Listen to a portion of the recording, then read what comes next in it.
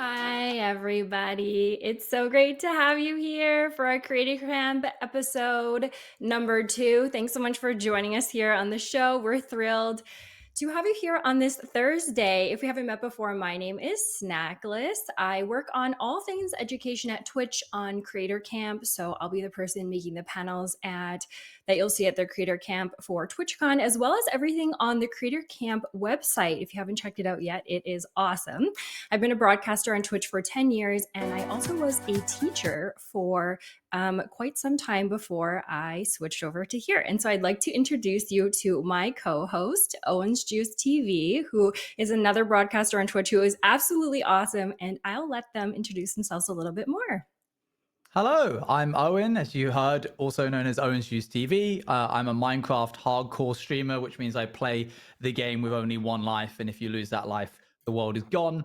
I also have an affinity for storytelling. I create, manage, and run a story-based Minecraft series company like Rats SMP and Pirates SMP, which you might have heard of in Minecraft, with my partner in crime, Apakuna, with our company, Pal Creations. And I'm very excited to be here. Wonderful. Welcome to the show. We're so glad to have you with us. And that is pretty cool. I love watching a hardcore run of anything. I find it very exciting, but also very stressful. I get secondhand stress. The You stakes are have high firsthand stress. in any kind of Yes.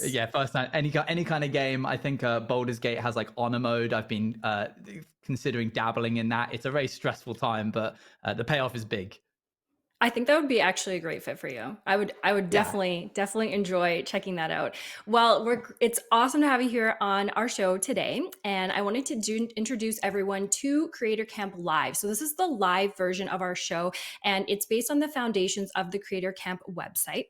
And the show is an interactive educational show where we teach you all about streaming essentials. So sometimes we start with content creation, community building, and then we move into technical aspects, monetization, and more. So even if you've been streaming for years or you're brand new to the service, we'll have something to help you on your way. I'm very excited to let you know that Creator Camp, our website, has leveled up. We are moving to a leveled system of education on Twitch. And so here you will find the start of level 1 and level 2. The first 4 pathways have received updates. So those are going live on Twitch, getting to know Twitch, building a brand, and creating a community. And if you look closely, you might even see someone that you know, a featured ambassador, creator, or even Orange Juice TV somewhere in there on the site. We are very excited to share this update with you. There's lots of good stuff in there to help you on your way. And in addition to that, Creator Camp is going to be receiving ongoing regular updates. And our next one's in the works. And just because you came to the show, I'll let you in on a little secret on what's to come. We're working on a section on content categories. So that'll take you from fitness and health all the way to creative and maybe even some sports and some gaming. There'll be lots of cool stuff to check out, and that will be coming in our next update. So it's going to be awesome. So if you have a moment, make sure you check it out. Or if you have any questions about streaming, it's a great place to learn more about Twitch.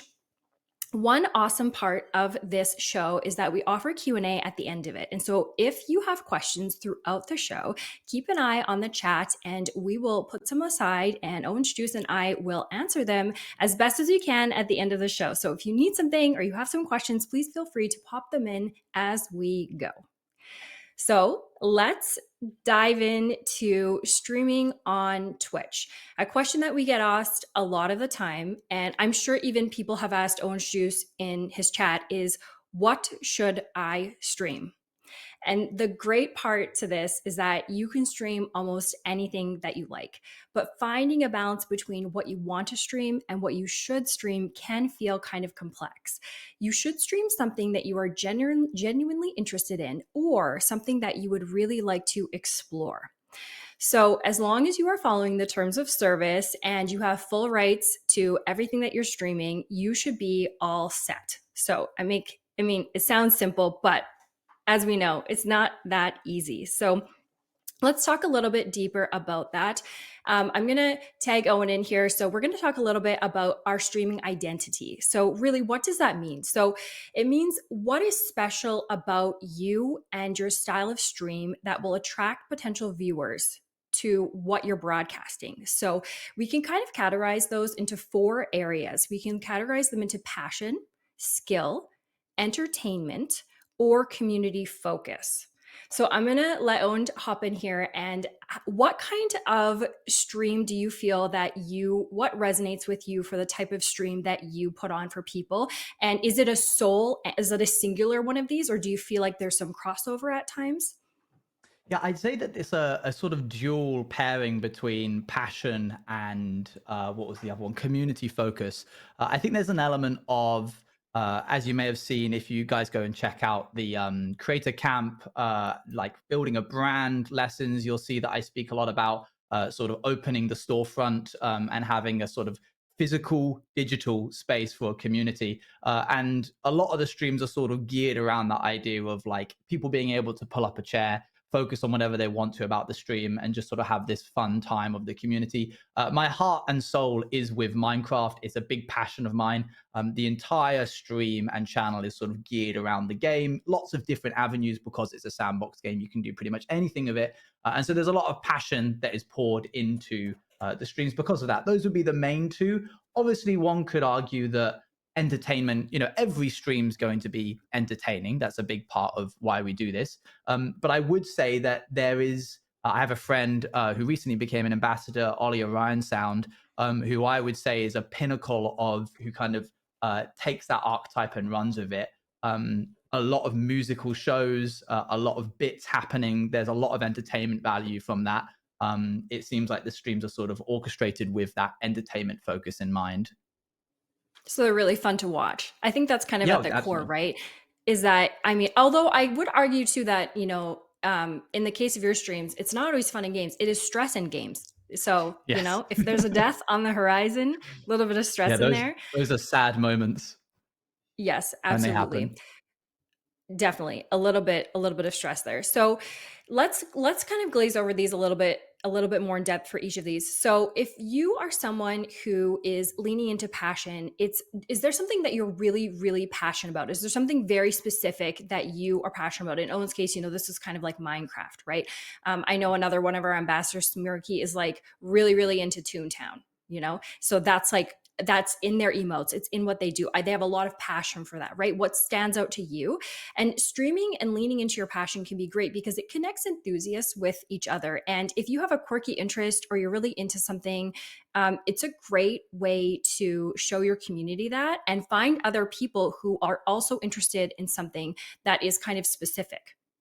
For me, that might be that I love the Miyazaki films. I love Spirited Away, My Neighbor Totoro. So, that's something that kind of comes out from time to time in my stream, or you might see those little characters in my background, or if I snack them in my emotes. And so that's something that I love to share that people can lean into.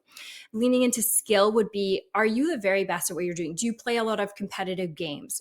Are you backpacking people through things that are really difficult? Do you share expertise and tips? Are people coming to you for information? Entertainment, we talked a little bit about that with Owenge, but is your stream a special place that stands out?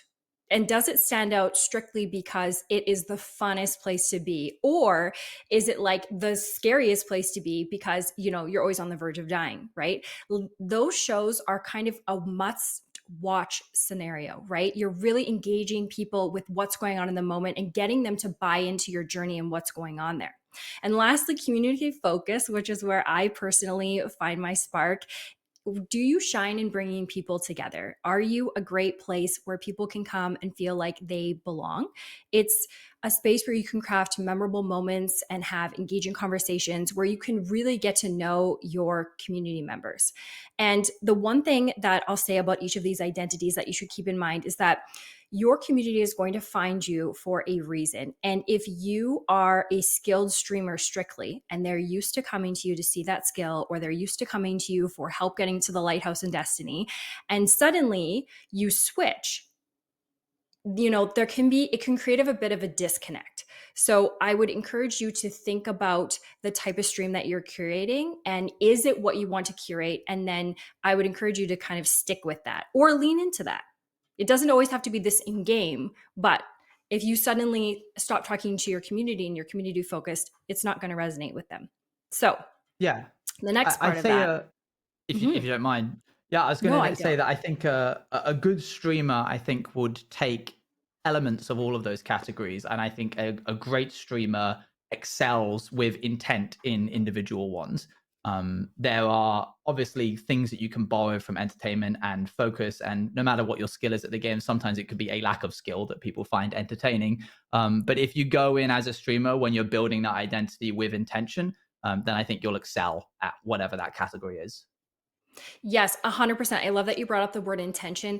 A lot of creator camp is just thinking about things with purpose. So instead of just saying, "Hey, I'm going to hop on and stream for 4 hours," you think to yourself, "Wow, I've really got this cool story going on in Baldur's Gate and people would really like to see that. I'm going to make a plan," right? We're talking about consciously making decisions in stream instead of just kind of throwing yourself out there.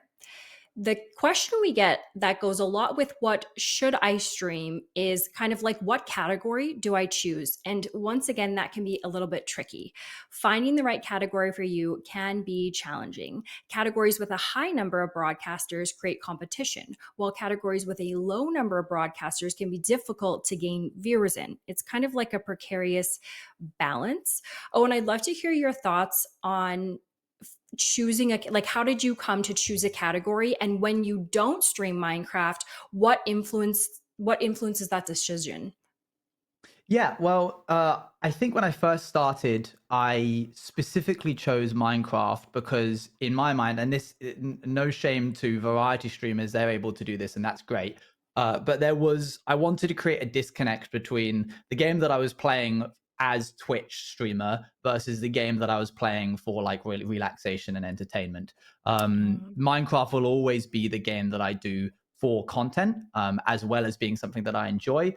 Sometimes there are weeks when I'm not feeling it as much. But what I don't ever feel as a stress in, because I've built this channel around Minecraft specifically, is if I'm playing a game that I'm really enjoying, the back of my mind isn't going, "Oh, I should probably be streaming this because it would be like good content." And that way, like just in terms of mental health, I'm able to sort of lay out that separation between work gaming and leisure gaming.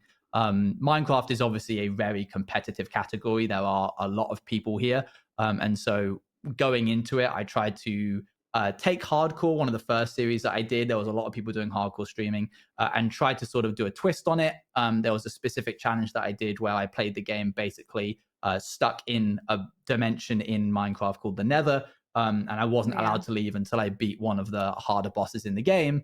And so that kind of gave me something where when people joined, when I was just starting out on streaming, they could be like, "Okay, this is what I know. It's Minecraft, it's hardcore, but there is an additional element of it that's Mhm. unique." So whatever category you do end up going into, I think it's worth thinking, what am I bringing that is fresh and unique to this category?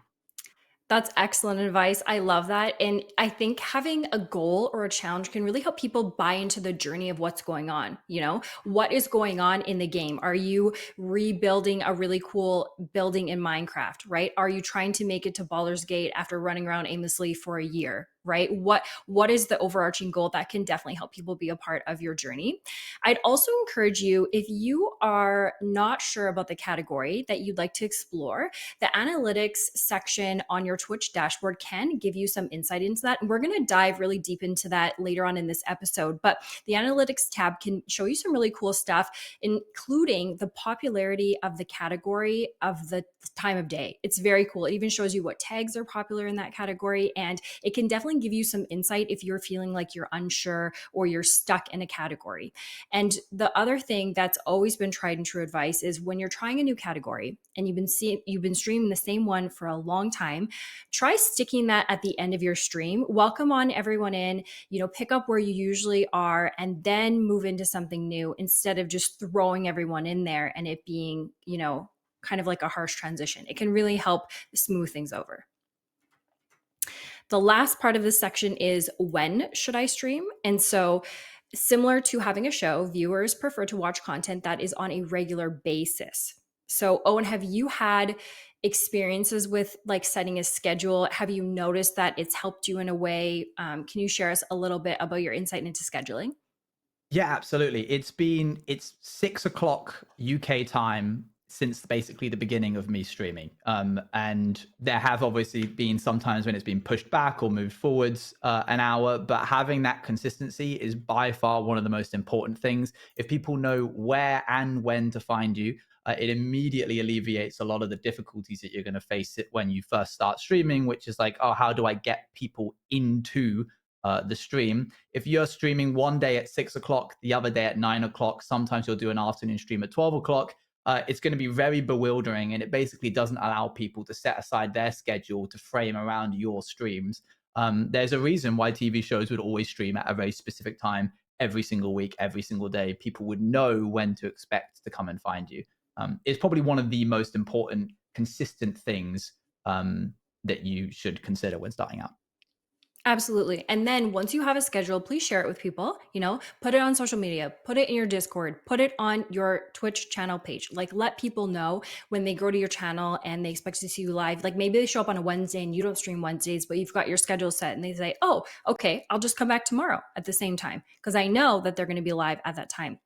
A regular streaming schedule, even if it's just a few hours a week, can really, really help you. And it can foster community growth and encourage traditions and reoccurring stream segments. I'd like to touch base on that for a minute because I'm sure we've all experienced this, but have you ever gone to a stream and you know what they're going to be doing at a specific time? Okay, so this streamer that I love to watch would always play. Well, there's a period of time, I shouldn't say always, but they went through this period where we would always play marbles on stream at the start of stream. And so now every time I go to the stream, I'm like, I want to play I want to play marbles, even though they don't really do that anymore. And so we're always convincing them and begging them in chat to play marbles because it kind of became a tradition. Oh, and do you find like there's anything where you've got these traditions kind of going, whether people are spamming the same emote or you do the same thing at the same time, or is there even any rituals that you have with subscribers or followers? There's nothing specific I'd say in terms of like scheduling or anything, but there is definitely a sort of like you say ritual. They actually decide when this happens. There's a small mascot in the channel called Bruno, who is a rat. He's a puppet. He's sitting over there staring at me, and he Cute. is engaged into the content when people decide based off of channel points, which I'm sure we'll go into in a little bit. Yes. Basically, they decide, much to my dismay, sometimes if I'm in the middle of doing something quite important, they will activate him, and I'll have to sort of stop everything, press my Go XLR buttons in order to like have the certain sound effect happen, go and get him, bring him into the stream, and everybody always goes crazy for him. But that's like one of the rituals that we have. Also, this guy, That's he is also amazing. activated by channel points. So he isn't actually ever on the mic stand until they decide that he kind of comes on, and then he gets put up there. Really? Uh, yeah, Oh, so so they he's have to 10,000 activate channel him. points. Yeah. And there's always somebody Okay. who wants him there. I don't think we've missed a Yes. stream in like 3 years now of him being on the mic stand. So they're Oh, quite that's so consistent. cute.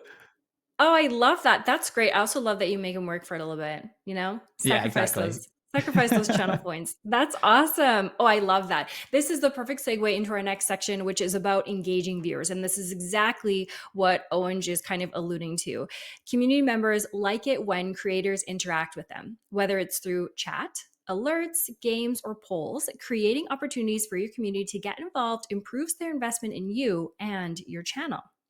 And let me just tell you a little bit of a Twitch tip. On Creator Camp, you are going to find some Twitch tips, and a lot of them are data based, research driven Twitch tips. And so I'm going to share one of those with you today. And it is that users who chat in their first visit are 50% more likely to come back to the channel.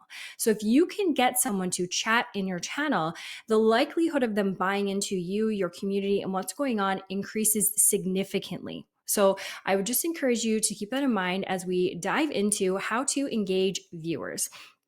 There are three kind of things we can talk about when we are talking about engaging viewers, and they are to be welcoming, be yourself, and be immersive. So, when we're being welcoming to people, we want to help viewers feel like they're an important part of stream and welcome them by name, engage in what's going on in chat, encourage conversations. And then the next one is being yourself. And I'd love to get Owen's feedback on this one. What resonates to you about being yourself on stream, and how have you used your unique personality to cross over to stream to engage viewers even further? Absolutely, yeah. So I'm a Minecraft streamer, obviously, as we've discussed, but I'm also, secondly, a family-friendly PG streamer. One of the ways that we're able to sort of engage the community is based off the fact that it is open to anybody who is able to make a Twitch account. That is super helpful in being able to sort of have, I suppose you would call it a wide net. Anybody is welcome. A lot of the topics that we discuss are very like gentle to conversation. The community is super helpful at engaging and welcoming new people, to kind of go back to that be welcoming section. At some point, there comes when I'm so locked in on the game that I kind of, maybe a first time chatter is lost in the source of the chat. The chat don't fail to make sure that they're kind of proverbially pulled up a chair and welcome to the spot. They'll usually give context over what I'm doing. The moderators are very helpful in the chat because they give a exclamation mark project command, which basically sends a short message in the chat of what I'm doing in that moment. Because in hardcore Minecraft, things are always changing. You're always working on the next build. So anybody who needs context when they come in can immediately be given like, oh, this is what we're doing, and this is how you can get up to date with what the lore is, and that sort of thing. So that's a That's great really way to sort smart. of hook people. Yeah, I think those are great ideas. Leaning on your community, using a bot, relying on your moderators, those are absolutely excellent ways to keep people engaged when you aren't able to in that moment. And I want to just really highlight that it doesn't really matter what type of stream you're running, you can find a way to get people engaged. And so, being yourself is how can you keep them coming back, and what unique qualities and value do you have that you can develop your own skill with? Sorry, one second. Good. Okay, being immersive. Can you talk a little bit about how you developed a world within your stream that people are excited to return to? Yeah. So developing the world within the stream, as we've kind of gone over, there is the sort of cafe vibe that we've managed to create. The hardcore world that we're also creating has a narrative and story that's built into the stream. So over the course of a year, people are allowed to, or able to, kind of step into the hardcore world with me, find out about the lore. It can be a little overwhelming at times, but that, thankfully, chatters are able to kind of give context. And like we said, the exclamation mark project command is able to sort of bring people up to speed. But viewers, more than anything, if anything that I've learned over the last, must be like 4 or 5 years now, is in Twitch streaming, is that people love stories. It's the reason why I play Minecraft and create narrative driven SMPs and servers to keep people engaged with that sort of thing. The story and narrative is one of the most important parts. As Snackless was saying earlier, in Baldur's Gate, it can be really helpful to kind of say like, oh, I've been milling around for a year, but the story, the narrative is I'm going to beat Baldur's Gate in XYZ amount of times with XYZ sort of parameters. If you can frame whatever series or streams that you're doing with an underlying underpinning narrative, you will find that people will be immersed in that story. They'll want to come back. The story is the hook, I'd say. That's amazing. Yeah, that's a great thing to lean into. So, kind of combined with that, with the immersion, and this is another thing that Orange Juice really is succeeding at, is creating a consistent theme. So there's a lot of parts of that, but your branding is definitely part of that. The routines and rituals are part of that, and the consistency in stream is another part of that, where you've built a theme people can rely on and come back to that, and something that they're going to recognize, right? They're going to remember when they see you that you use an orange, that you lean into the color orange as well. Both of those things tie in together and definitely kind of keep people reminding them of who you are. Another thing that we are going to dive into deeply is our Twitch tools for engagement.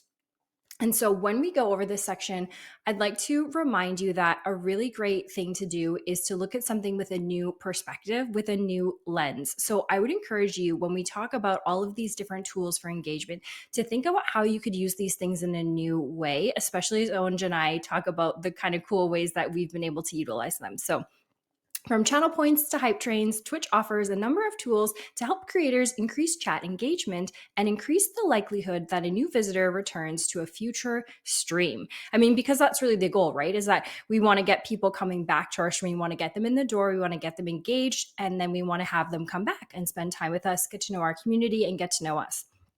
So we've got a lot of really cool things that we can kind of talk about here. Looking at this image, Owen, what stands out to you right away? What is something that you've really been able to incorporate into your stream and have success with? I know we talked a little bit about channel points and the Yeah. cool things that you're able to do with that. Yes, there's also emotes, as you can see, the little guy at the bottom there. All of the emotes are made by the same artist, have a cohesive sort of theming. The emotes, I've been told in the MCYT space, the Minecraft community, the emotes for the Orange Juice TV channel are strong enough that they are end up being used elsewhere, which is a great thing to hear. There's a friend of mine called Tubbo who says that he sees my emotes in his chat the most out of any other streamer that he sees. So the branding is clearly good enough to work for that. There is an element of there are sort of like third party tools that allow you to have different styles of emotes. I personally don't use those because I like my emotes being basically the strongest thing that they need to be. And so the chatters don't have to rely on any kind of outside source for that. If that works for other people, great. But otherwise, having that kind of cohesion amongst emotes is really helpful. I've noticed one of the chatters as well was talking about captions. They were like, "Oh, I forget that we don't have captions on this one. That's because we're on twitch.tv/Twitch." But the extensions little tab there is something that is utilized massively on my stream because we have a caption extension that translates basically everything that I'm saying and captions it onto the overlay. And at the beginning of every stream, I always get reminded to turn it on because I constantly forget. Having that kind of accessibility feature is super helpful. Don't sleep on extensions. They're basically like plugins. If you're into code, then definitely check them out. You don't need to know any kind of coding or tech like background. There's literally just plug and play and they work. Definitely. There's some really cool extensions out there, and there's some really neat ones no matter what you stream, from IRL to gaming to, fitness and health and cooking. There are cool extensions for everyone. And I love that you brought up using extensions for increasing accessibility. We want people, anyone who comes to see your content, we want to remove those barriers for them and encourage them to enjoy our content. And one of the ways we can do that is definitely by adding captions. So I think that that is awesome. One that I'd like to dive into a little bit is you having unique channel points. Okay. And so this is something that I'd really like you to think about. So you have your channel points, and maybe you've assigned something to represent your channel points. Okay, maybe it's apples for me and oranges for orange juice. It can be anything you like. Okay, but I want to encourage you to take that a step further. Have you added custom redemptions for your channel points based on what your community likes to see, based on your experience playing games or streams or things that stood out to them?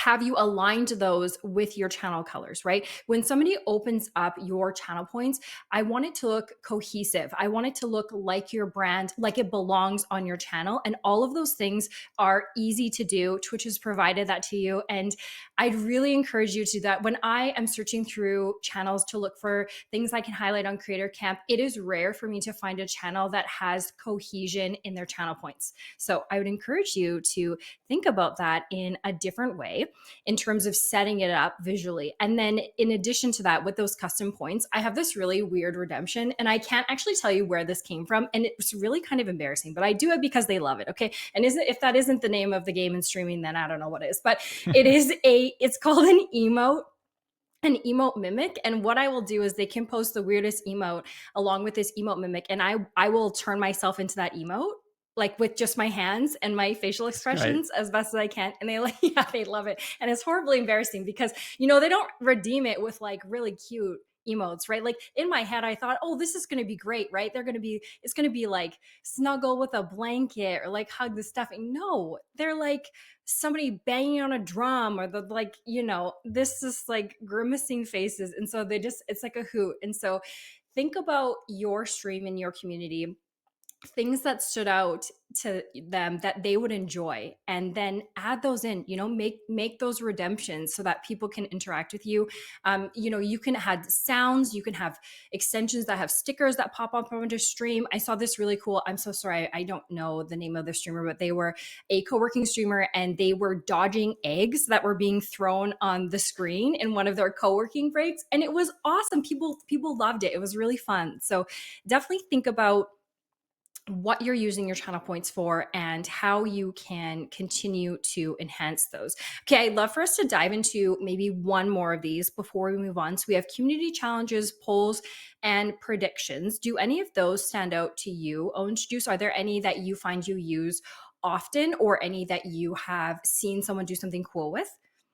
Predictions are a really good one. They're basically free engagement, and like if you've got somebody who gives you or like wagers a certain amount of channel points on something, and that thing isn't happening for an hour, you've basically just ensured retention for that entire period. As a streamer, you should absolutely be considering how you can use predictions.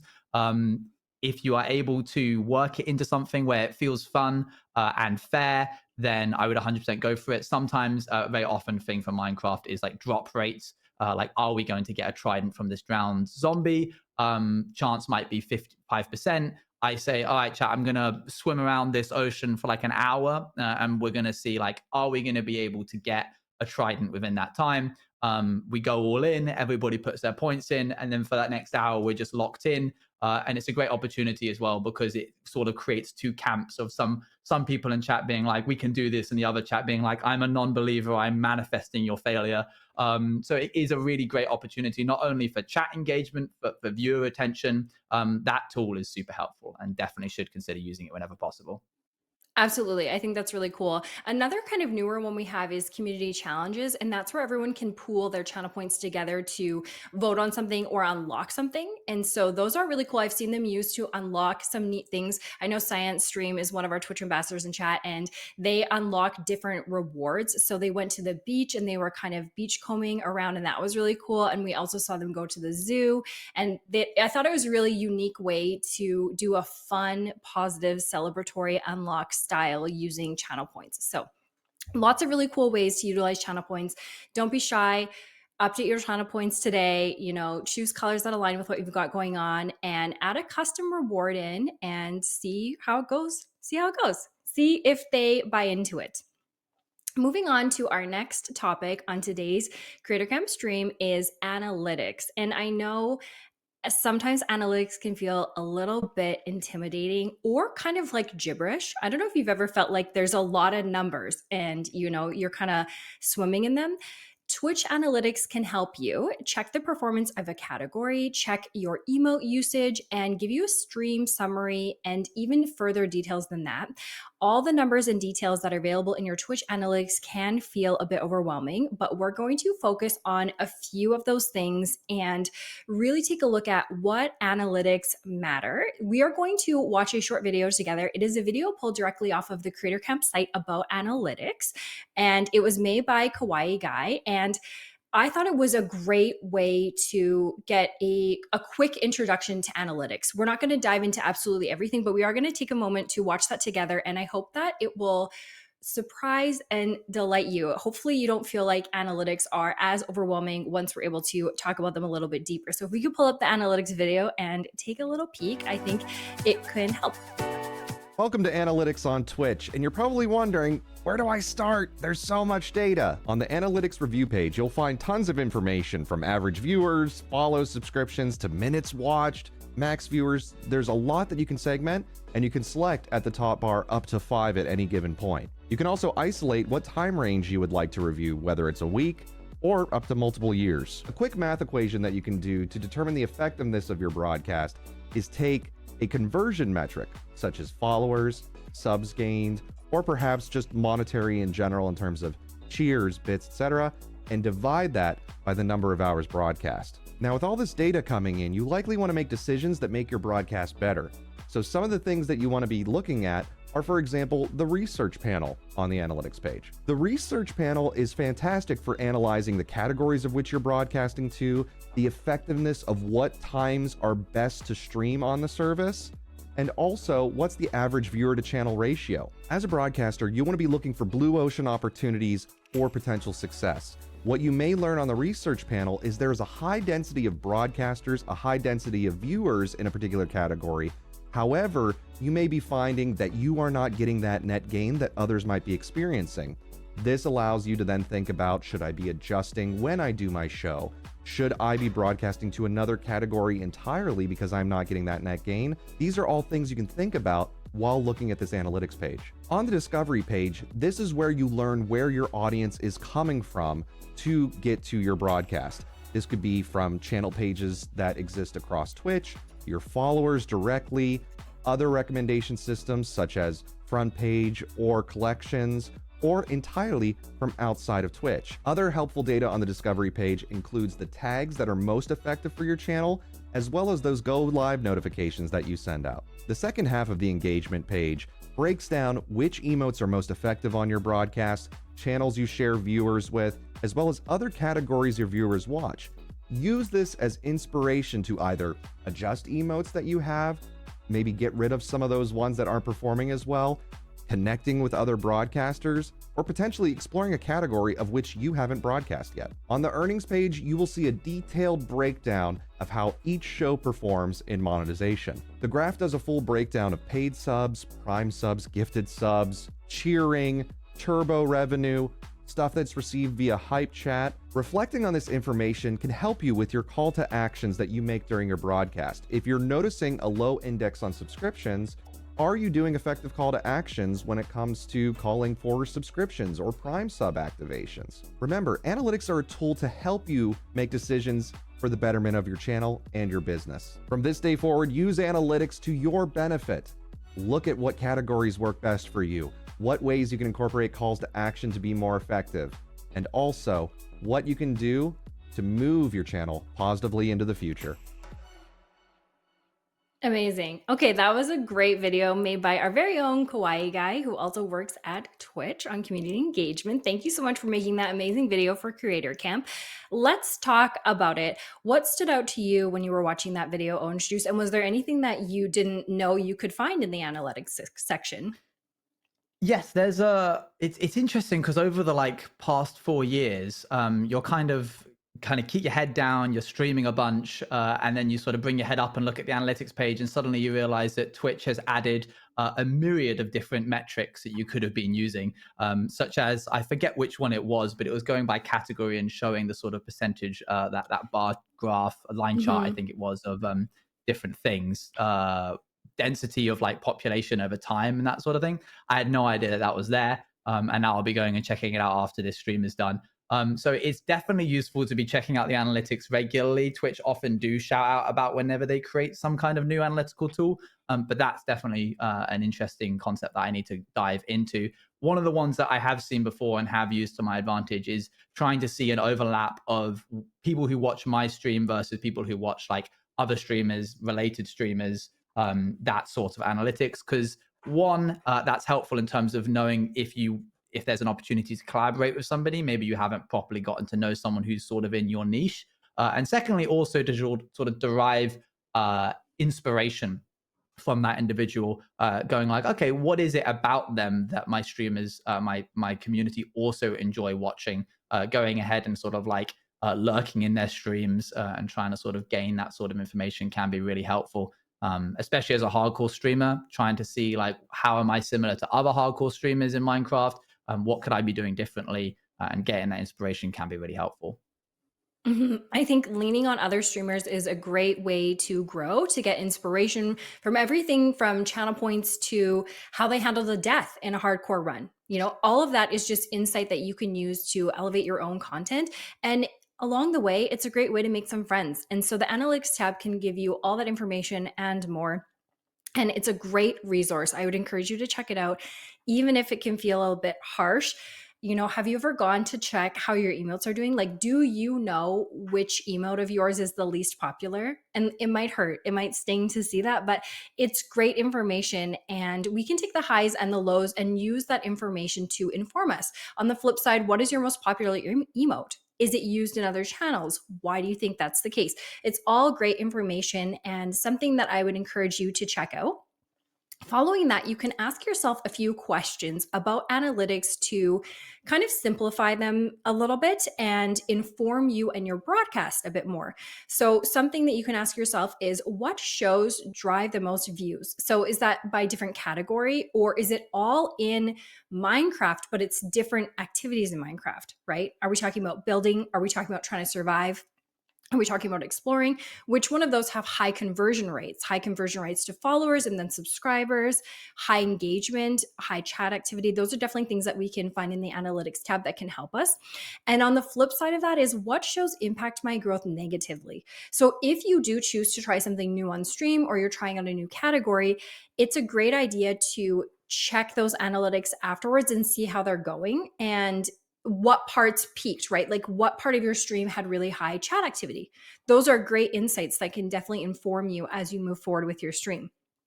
And then, as Owen already talked about, is what crossover occurs between other broadcasters and myself and other broadcasters in categories that can also be really enlightening and can lead to some really fun collaborations. So, in summary, don't shy away from the analytics page. Try to lean into it and take what you can to benefit yourself, your stream, and your community. Don't be scared. Try not to be shy. Today's last topic is mods, moderation, and safety. It's a really important topic that we need to touch base on because creating a safe space for you and your community to thrive on Twitch is essential. Twitch does have several tools available to assist with moderating and safeguarding your channel. So from rules to warnings to AutoMod and moderators, Twitch is here to help you stay safe. I want to dive deeper into just talking about moderators in general and more talk about specifics. Oh, and what do you look for when choosing a moderator, or what influenced you to choose your current moderators? Yeah. We have a Google form that we open up pretty much once every year. It includes information such as what time zone are you based in. It's good to know a rough age range. So we also have that in there as well. What past moderation experience do you have?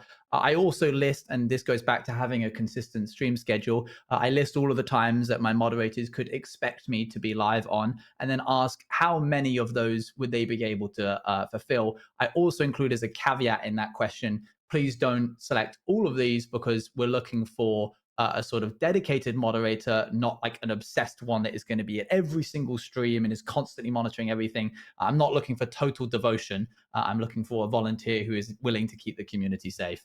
That's some of the questions that are in the Google form. We also open up, I basically screen all of those results and then I open it up to the moderators and get some of their thoughts on what do they think about certain answers. What would they be like?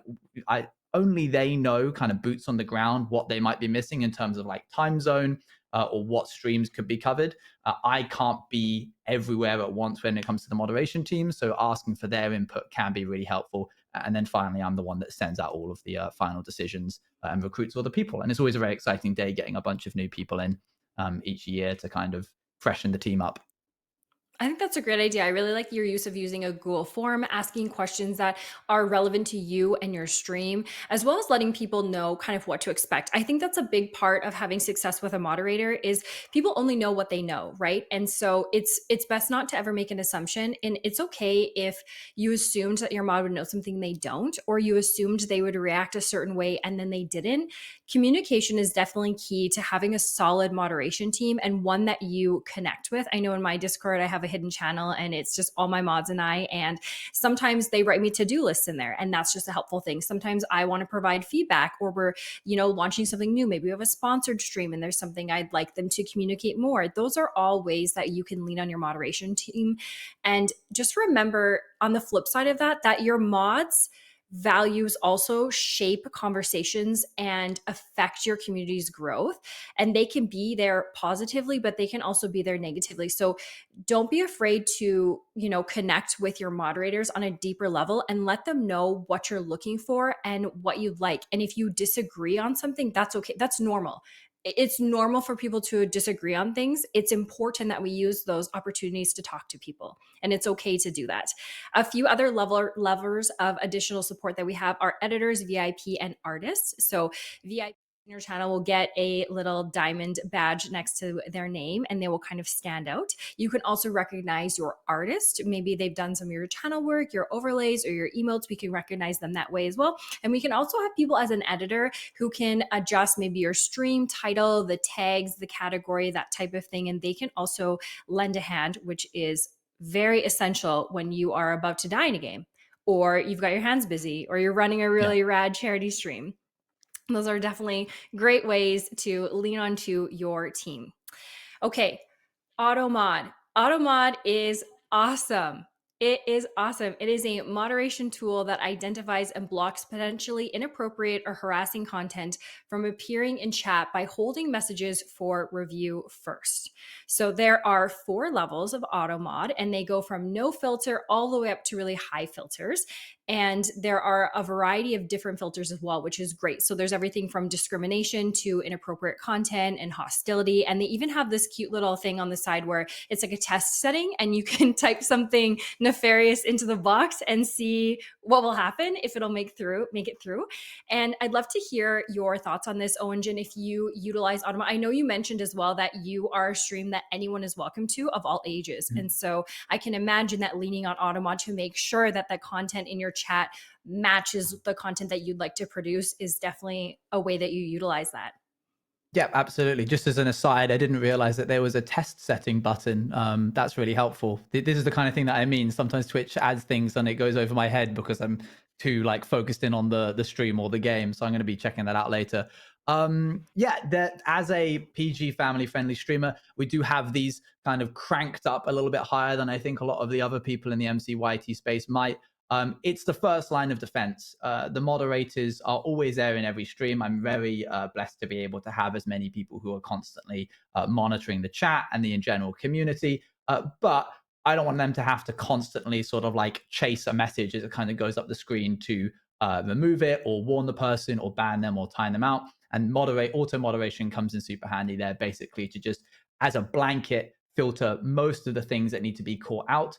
Sometimes there might be some false positives, in which case that's the great opportunity to have a moderator come in and sort of be like, oh, sorry, you kind of erroneously got flagged there because you didn't put a space after the period and the auto moderation thought that it was a link or for something like that. Otherwise, if there is a like false negative and something kind of slips through the net, that's when your actual human moderators can come in and sort of clean up whatever kind of gets through. But having that auto moderation means that you're not going to be wasting a lot of the moderator's time catching things that otherwise could have been caught by the auto mod.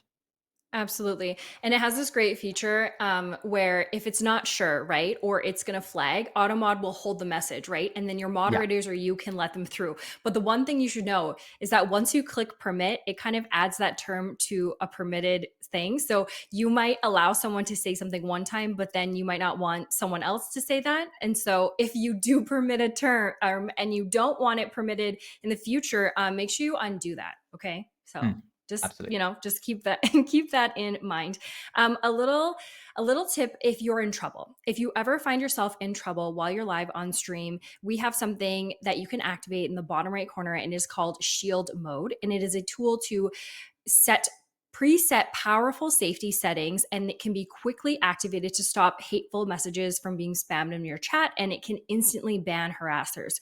So you can set a few modes ahead of time on who can chat and interact, and those can also be adjusted on the fly. So if you ever find yourself in trouble, please lean into your shield mode and know that there are tools that can assist you with what's going on in your channel should you need that. And also, if someone is doing something and it's a violation of the TOS or our guidelines, or it's bad behavior, you should report it. Please report it. Okay, Twitch reviews all reports, and it helps make a safe space for everyone. So if you see something stinky going on, make sure you shout it out and let us know so that we can take care of it. So more information on mods, moderation, reporting, the safety center, all of those things can be found in Twitch's Safety Center. And Twitch's Safety Center is your one-stop shop for information about keeping you and your community safe. And there are detailed information about our community guidelines, account security, moderation tools, and everything else that you could possibly need. So if you would like to learn a little bit more, please do check out Twitch's Safety Center so that we can play a role in keeping you safe. I want to thank you all for coming to our show. We get to move into a really fun part of the show, and this is our Q&A section. And so behind the scenes, they've been pulling some of your questions from the chat, and this is our opportunity to touch base on them and answer some of them and give you some of the information that maybe we weren't able to get to during the show. So I'm going to get us started off. Okay. Our first question is from Sparrow. I'm Sparrow. very sorry. Oh, That's how they go Sparrow. there. Okay, great. Amazing. Awesome. How do you motivate someone to keep streaming and grow when they start and they don't have a lot of viewers? Okay, that's an excellent question. I would actually say that that can happen to anyone at any point in time. You know, whenever you feel stagnant or stuck, really, that's kind of what you're alluding to, you can switch things up. It is hard not to get discouraged, and that can happen in a lot of things. It can happen in a fitness journey. You can feel like you're stuck, you can feel like you're stagnant in life, and it definitely happens in stream too. I would lean into the community that you have there and try new things. Use it as an opportunity to expand, collaborate with other people, hop into cool things that are going on. Twitch did this really cool thing for April Fools. We had 4 new categories. When you see a cool opportunity, don't let it pass you by. Lean into the tools that Twitch has provided you and the opportunities that are there, and lean into other people that to your community, and continue to make it a fun place to be, and try to focus on the positives.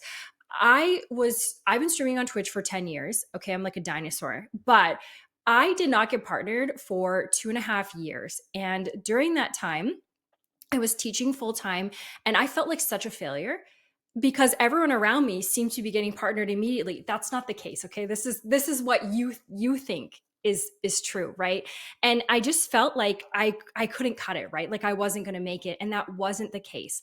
The journey is different for everyone, and success looks different, and the path to success won't be the same as everyone around you. So try not to be discouraged, and just like know that even though it always looks like people are hitting all these milestones around you, that's you're seeing a highlight reel of what they went through. And actually, I'd love to tab you into this question, and for you to share kind of like what your journey looked like, and if you found Yeah, success absolutely. immediately and what that looked like.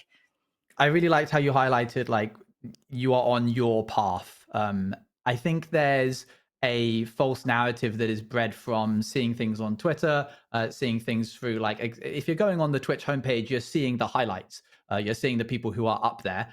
And so there's an element of being like, oh, I've been doing this for however long and I can't seem to do that.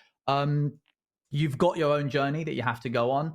Lord knows that before I came to Twitch, I was actually speaking about this on stream just the other day. From 13 years old, I was making YouTube videos about painting Xbox controllers. Then I was doing Magic videos. Then I was doing Halo 3 montages. There has been a journey of content creation. And it wasn't until I was a decade into doing that content when I was like, oh, I'm going to try this. And I kind of found that spark.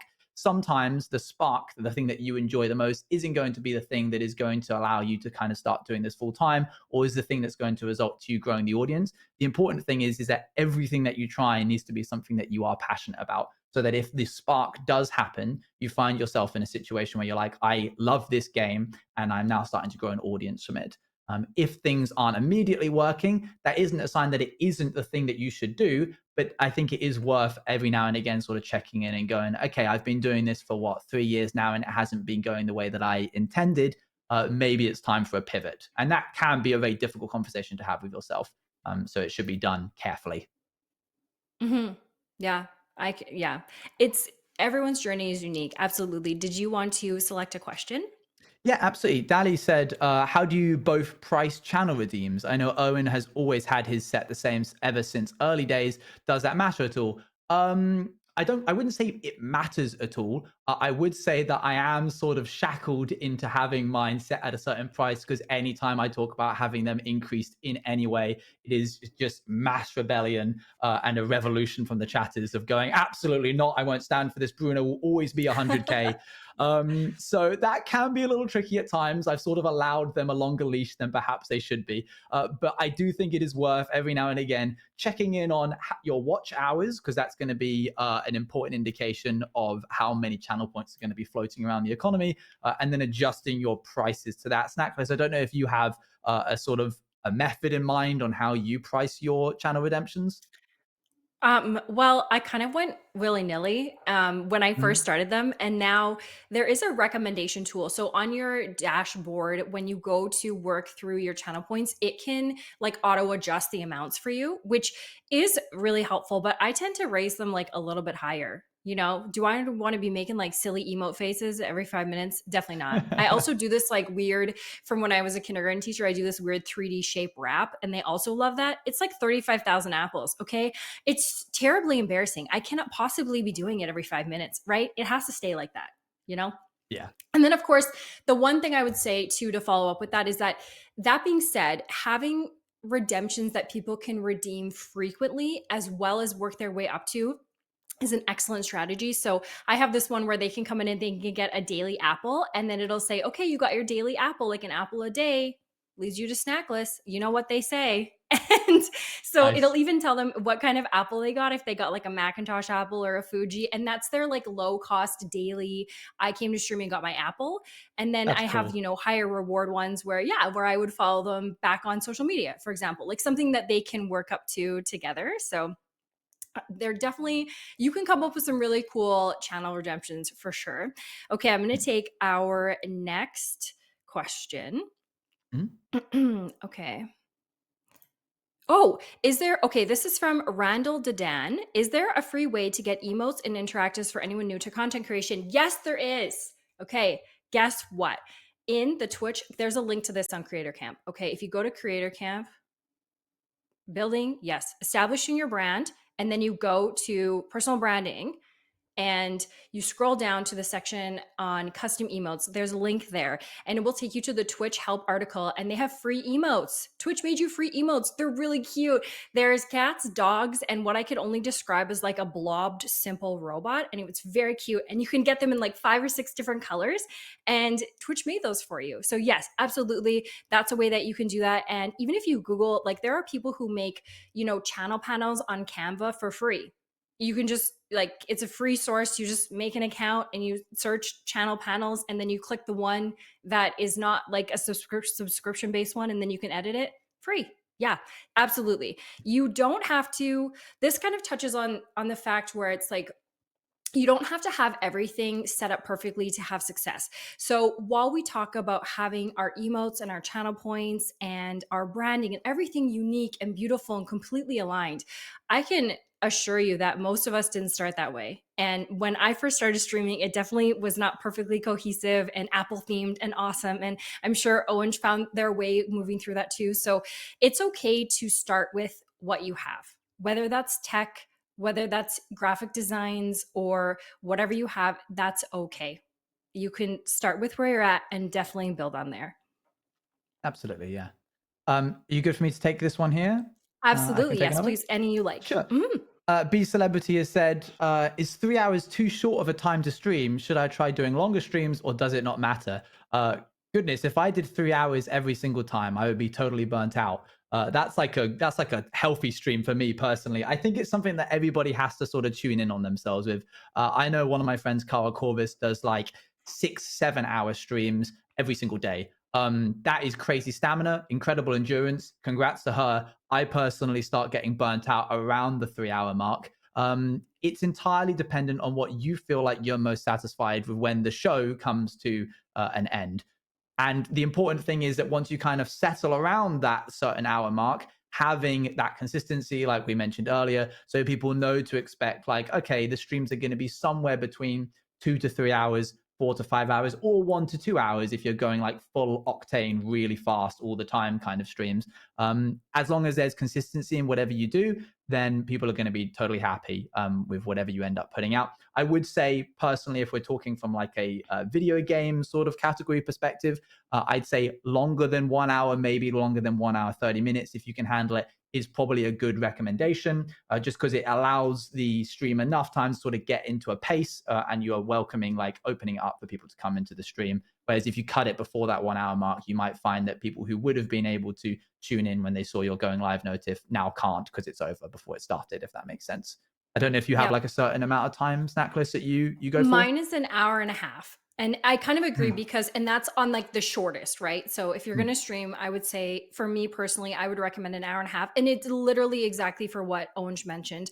It gives people time to come in. Someone might want to come to your stream. They see the alert, but they're like, I'm at the grocery store. I'm going to get my groceries, come home, grab a snack, and then tune in. We definitely want to give people an opportunity to come to stream. And that being said, too, you know, don't feel pressured to have to stream 8+ hours, 10 hours.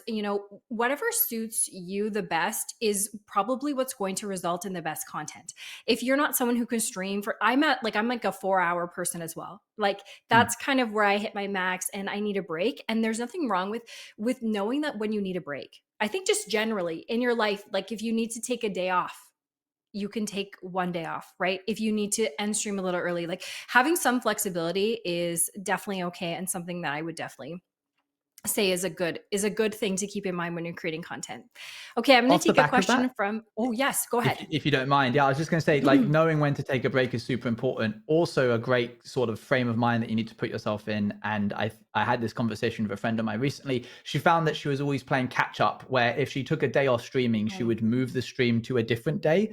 And she said, I noticed in your Discord, whenever you say you're not streaming, you just basically say when the next stream day would be, and it would be one of your normal stream days. If you want to move your stream to a different day because you want to get a certain like series or video done, that's great. But I think having that respect for yourself as a creator to be like, I can't make this work today. And out of respect for my time and my off days, I'm not just going to shift it over, because you're then going to kind of constantly playing catch up with yourself. Uh, if you instill that concept of there's no stream today, sorry guys, but you'll catch me on Thursday, and you like maybe it's a Tuesday and you have Wednesdays off, having that kind of line in the sand, I think helps with sort of mental health.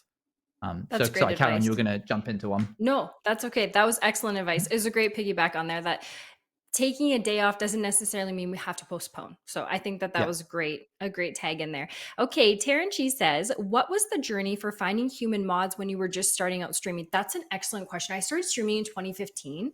Okay, I didn't even know how to mod somebody. Okay, thank God I had someone that I used to play Destiny with, and they were like, "Hey, click my name," and I was like, "Okay," and they were like, "Do you see this arrow? Put as moderator," and I was like, "Oh." Okay. Would I recommend that? No. Goodness gracious, no. But that's what it was like for me. When you're learning something new, there's a lot to learn. And that's exactly why Creator Camp is here, is to say, okay, there's a lot in analytics. These are the little bits that we can look at. The same thing for mods. I would say the journey for finding my mods after my initial one was just to build a connection. I recognized that there were people who came to stream every day, or every stream rather, not every day. And they stood out. They talked in the chat. They got to know me. I got to know them, and we built a friendship. And then they expressed an interest in wanting to help. I think those ones that are kind of natural in finding a moderator, or it's like finding a friend. That's what I would equate it to, is finding a good mod is like finding a friend. And so if you're not quite sure which way to go, try to see who you're feeling close with in stream. And it also never hurts to let people know that you're looking for a mod. Sometimes people would love to be a mod on your channel, but they shy away from letting you know, or they're not sure. That's definitely something that you can do. For when you're looking for a mod. I would love for us to take one more question before we close out our day. So I'll let Owens choose one that stands out to him. Oh gosh, let me see if I can grab one. Yeah, what Dali asked, what kind of setup do you both have? Is streaming exclusively a pricey good setup kind of thing? I mean, if we're going to talk specifics, this is a Shure SM7B. That's a Go XLR. There's some lights in the background and some other lights in front of me. But in terms of like, do you need this and this? Absolutely not, in no way. Dali, if you go back into the highlights way back to 2021, you will see that I got some kind of old tinny Turtle Beach headset. I've got one of those 1080p webcams that you definitely are not in 1080p, but that's what they're branded as. And that's enough. You have a voice, you have a visual, the game can run. I would say that above all, a good frame rate is quite pivotal. You don't need a crystal clear voice, you don't need a crystal clear video, but if the actual content that you're doing is choppy, looking at like 15 frames per second, the actual viewing experience is going to be quite difficult. But I mean, if you take a look at the late and great Technoblade, he had one monitor, no webcam, and a pretty bad microphone, and he was able to build a whole kingdom off of it. So you Yeah. really don't need the best of the best. Absolutely. Start with what you have and go from there. I told this story at the end of last Creator Camp, so I won't tell the whole thing again, but I started with a used PC. Well, first I started with a laptop, and then I bought a $200 PC off of a grungy gamer dude that I had to wipe down with Lysol wipes. And like, it was not ideal. I wasn't like, wow, this is amazing, awesome, the best quality stream you're ever going to come across. But that was all I had. And that was where I started. And it is okay to start from where you're at and go from there. And just remind yourself that it's not a competition between like you and everyone else. You can be where you are and go from there, and it's okay. It's okay to grow as you go. Thank you so much, everyone, for coming to our second episode of Creator Camp Live. It was absolutely fantastic to talk with you all today. I want to thank you for taking time out of your day to spend it with us. It was truly a pleasure.